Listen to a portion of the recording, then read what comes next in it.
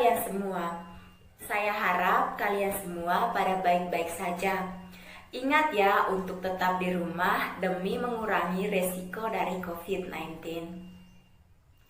Baik, hari ini kita akan mempelajari materi tentang peta dan komponen dari peta. Sebelumnya, perlu kita ketahui pengertian atau definisi dari peta. Peta adalah gambaran seluruh atau sebagian permukaan bumi pada bidang datar yang diperkecil dengan menggunakan skala tertentu. Peta dibedakan menjadi dua jenis. Yang pertama, peta umum. Yang kedua, peta tematik. Peta umum ini adalah peta yang menggambarkan seluruh atau sebagian kenampakan di permukaan bumi, baik itu kenampakan alam maupun kenampakan yang dibuat oleh manusia. Contoh dari peta umum ini adalah peta topografi dan peta korografi. Yang kedua tadi adalah peta tematik.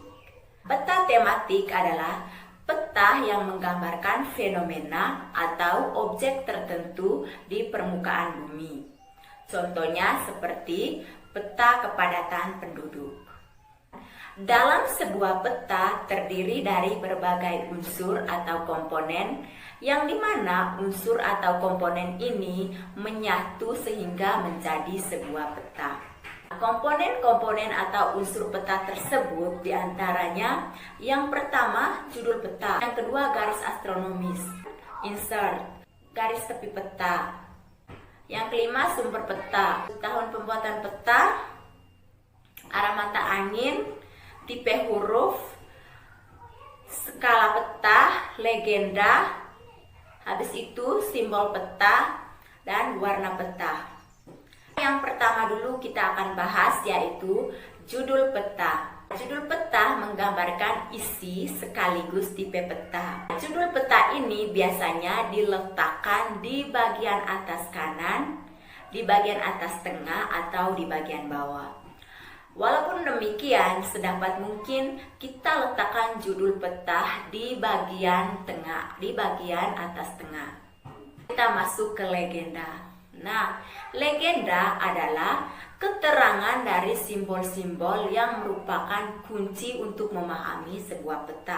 Kemudian kita masuk ke orientasi. Pada umumnya, bagian utara selalu ditunjukkan oleh anak panah mengarah ke atas peta. Nah, letak tempatnya disesuaikan jika ada garis lintang dan garis bujur. Di sini juga titik koordinat sebagai penunjuk arah. Kemudian kita masuk ke skala. Nah, skala adalah perbandingan jarak pada peta dan jarak sebenarnya di lapangan. Nah, skala ini biasanya diletakkan di bawah judul peta, di luar garis tepi peta, dan di bawah legenda. Skala ini dibedakan menjadi 3 macam, yaitu skala gambar, skala angka, dan skala garis. Simbol peta merupakan tanda atau gambar yang mewakili kenampakan yang ada permukaan bumi, yang ada dalam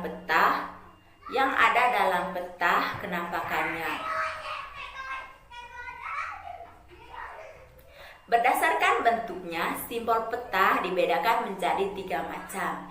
Yang pertama, simbol garis, yang kedua, simbol titik, dan yang ketiga, simbol area. Kemudian kita masuk ke tipe huruf. Nah, tipe huruf ini berfungsi untuk mempertebal arti dari simbol-simbol yang ada. Selanjutnya adalah garis astronomis. Garis astronomis ini sendiri terdiri dari garis lintang dan garis bujur, yang dimana garis ini berfungsi untuk menunjukkan letak suatu daerah atau suatu wilayah secara berlawanan arah satu sama lain, sehingga membentuk vektor yang dimana berfungsi untuk menunjuk letak astronomis. Selanjutnya adalah insert. Nah, insert adalah peta kecil yang disisipkan di peta utama. Nah, insert ini terdiri dari 3. Yang pertama, insert lokasi. Yang kedua, insert penjelas. Dan yang ketiga, insert penyambung. Nah, yang pertama dulu kita bahas adalah insert lokasi.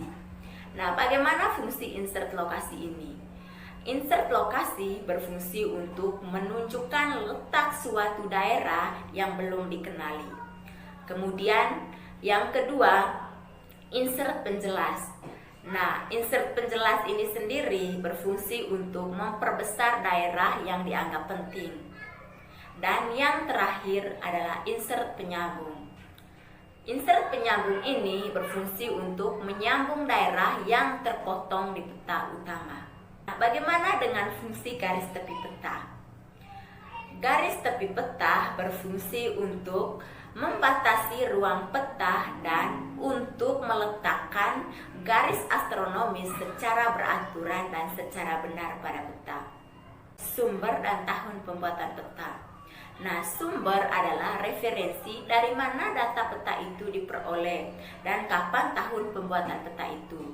Misalnya apakah dibuat tahun 2000 atau tahun 98 ataukah dibuat tahun 2020. Nah, yang terakhir adalah garis lintang dan garis bujur. Nah, garis lintang adalah garis yang melintang dari daerah timur ke daerah barat atau sebaliknya dari daerah barat ke daerah timur. Dan garis bujur adalah garis yang membujur dari utara ke selatan atau dari selatan ke utara. Bagaimana anak-anak? Apakah kalian dapat mengerti penjelasan yang Ibu telah sampaikan? Ibu harap kalian dapat mengerti dan dapat menambah pengetahuan kalian. Ingat untuk tetap belajar dan selalu di rumah. Maka saya akan tutup untuk pelajaran hari ini. Sekian dan terima kasih.